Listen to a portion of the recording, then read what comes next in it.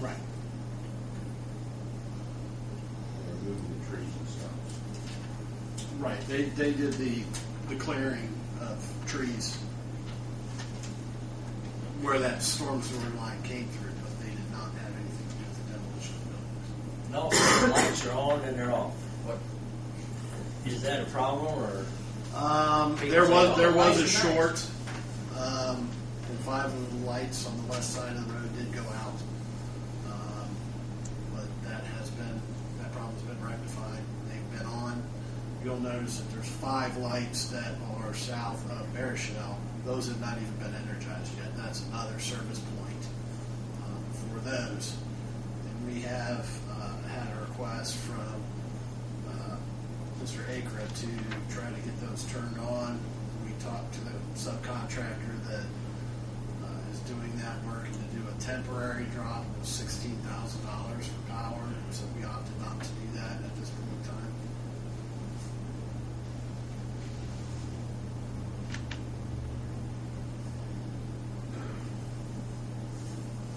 Gary, any further word on when they'll move the Cobra headlights?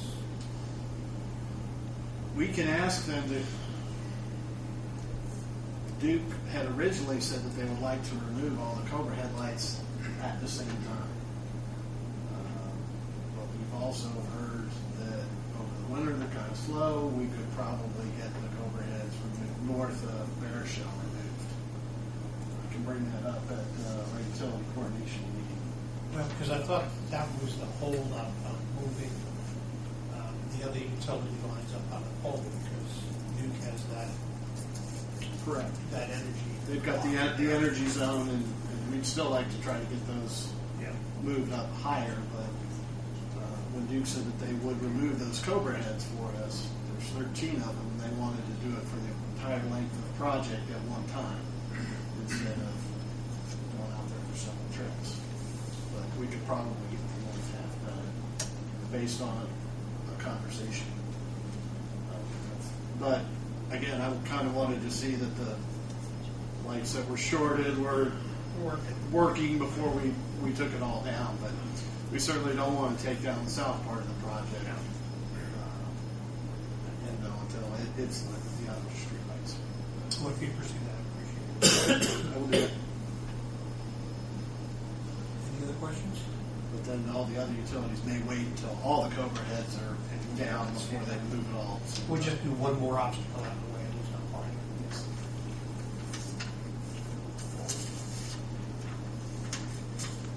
Any other questions? Any issues with plowing with the lip on the curb without up to the? No, that's why we striped in about the white line, which is now almost gone. People have been driving on it. But with that being striped about 3 feet away from that lip of the curb, no, we have not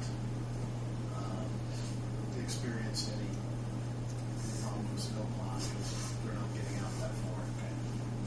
But one thing O'Mara did, once we noticed the first snow and it melting and that lip there, you could notice the ponding coming out. So Which what you they did- anticipate. Mm-hmm. But what they've done is they've gone and cored holes at those sag low points so it can get down into the stone. So it's helped that ponding issue. Brought up a question to Tim, who was doing some research on it. I was curious about the upkeep on the sidewalks, being in the snow removal. Acres have been really good at plowing their sidewalk. 1 or 2 snows, I see that they're clear all the way up. A lot of snows, we've had more than our share this year, but they're not being maintained. And so when I had asked Tim whether that was a city responsibility, which I didn't think it was, I thought it was probably going to fall to them. It usually falls to the property owners. Yes. But Tim's question was concerned was whether or not in the construction phase, is that an O'Mara responsibility until? But what I didn't know is if there's any part of the construction, the default is the property owner who has to remove the snow from the sidewalk. But if there was any where someone's property may be compromised and they don't have the ability to get to it, is it custom or I guess acceptable that the construction company would address that issue? Not if they're not working in the winter. Yeah, we know, and that's a good point Again, too. they're not But I just didn't know. I mean, the default rule is it is the property owner has to address it, but I didn't know if there was something else we had contemplated. You know. And those areas where there are sidewalks installed, it's really not under construction so much anymore because all that's left to go down is the surface. The sidewalks are one of the last things that go down. So, And if there's a lot of foot traffic on, you can see it in the snow. Okay. it's unfortunately people that didn't have sidewalks before that have them now that may not understand that that's their responsibility, also to clear those. Well, that may be. I think maybe that's where Tim was going. It may be. I don't know if it's this body or another part of the city, but it may be necessary to educate those people. One of the benefits of the sidewalk is we also have to maintain it. Have to keep it clear. Yeah. Yeah, that was a big reason for bringing it up. Thank you, sir. You're welcome. Appreciate it. No problem. We've got quite a few invoices we made, I think probably a few more than normal, because of not having a meeting in December. So we're just going to do them by account number, so in the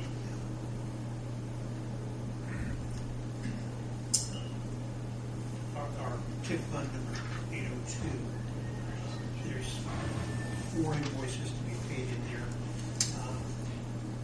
One to Vieta for $50, one for Star Environmental, and they're the ones I believe, the next two, the Star and that Shotmer Bobcat, the ones that we're working on that Johnston property. That's what you were asking about before. And then Carol Johnson is the $5,000. The mayor has signed a memorandum of agreement with the Johnsons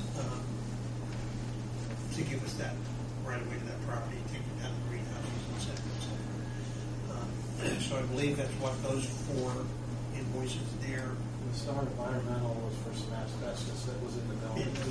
Is that total bill there, or I know there's still greenhouses standing there. I believe all of the asbestos That's is still gone. removed. How much bill do you have on the buildings? 7,000. That's not Well, no, that's not for, probably get the remainder. no, that's for Shutner, right? Yeah. No, this is, No, September was 7,000 started. 60,50. That was the environmental portion of it. And so you think that all of the asbestos was taken out? I think all the asbestos was taken out at the same time. No, I'm sorry, back there. Star Environmental was $7,000. That was asbestos. And then Shopper Bobcat was $6,450. And he's got some more to do. I think the total bill probably up to 5. Yeah, 35 is his. So I'm certain to tell that. the environmental, yeah. Yes. So that totals to $18,500. If I could have a motion to approve those 4 invoices. So moved. A second? Second. Thank you. Roll call, please.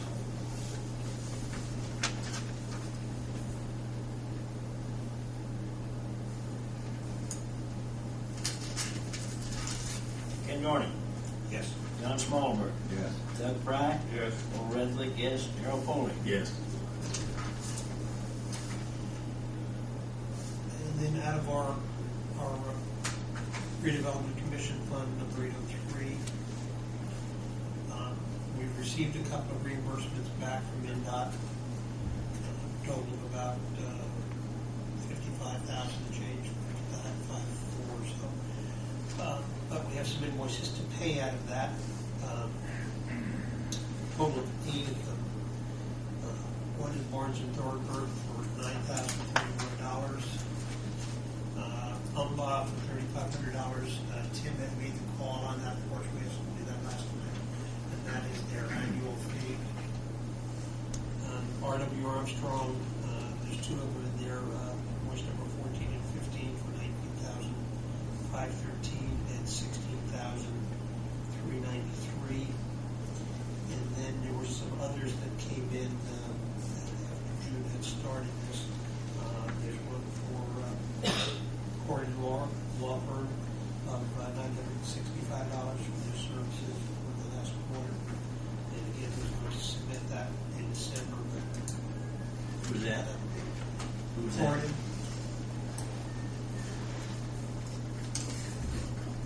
And then there's, I didn't get that.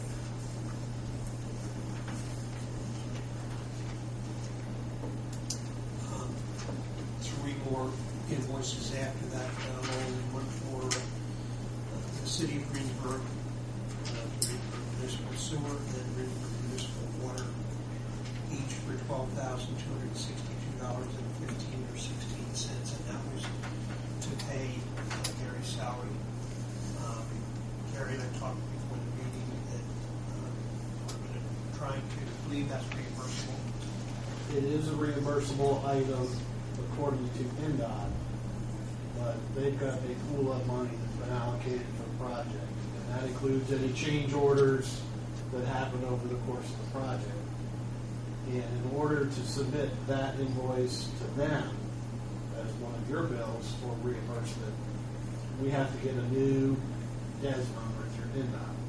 They're hesitant to issue that until closer to the end of the project to make sure that there's still money within what was allocated for the project.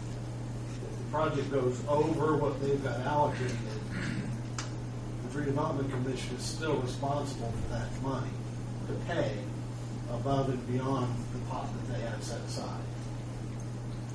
And we had about $350,000 set aside for change orders on the project. And to date, we're at about $200,000, with 90% of the underground work done. But, and that's where your biggest unknowns come in. So we don't expect a whole lot more to come in as far as change orders. And if it's any consolation, what you saved on going beside the driveway of the hospital, you saved enough there to pay your salary for the entire last year for what you spent on that street. So those 8 invoices coming out of that one account totals $86,190.14. I have a motion to approve those 8 invoices. I'll make a motion to pay the bills. Thank you. Second? And a roll call, please. Ken Nordick? Yes. John Smallberg? Doug Fry? Yes. Laura Redflick? Yes. Darrell Foley? Yes. Thank you. Who made the motion on that? You did. Yeah, I did. It's worth more than $50. You didn't hear the motion?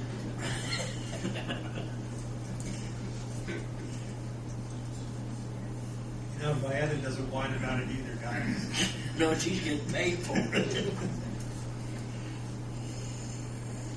We just voted him back in too, Ken.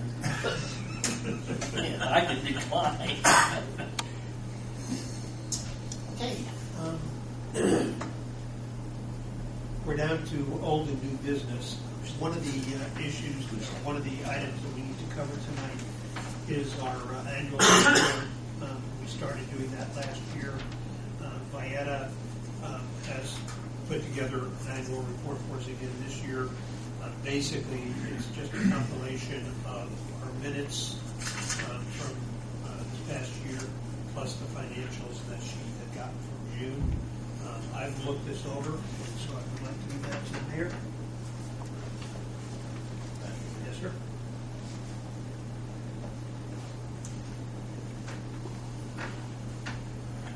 All right. That's for this year? For 2010, yes, sir. what they call that? Annual report.